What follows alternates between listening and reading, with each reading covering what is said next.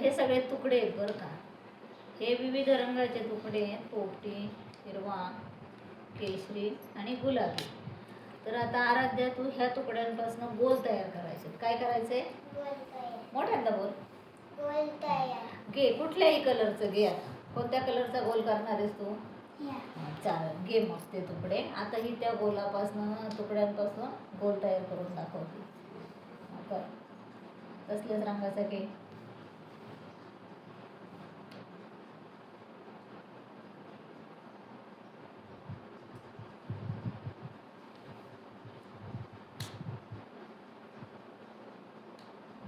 झाला का गोल? हा नाही झाला, मग काय करावं लागेल बघ ना तू आता. झाला का गोल? कुठे झाला गोल? गोलच झाला नाही. चल आधी तू करून दाखव बरं.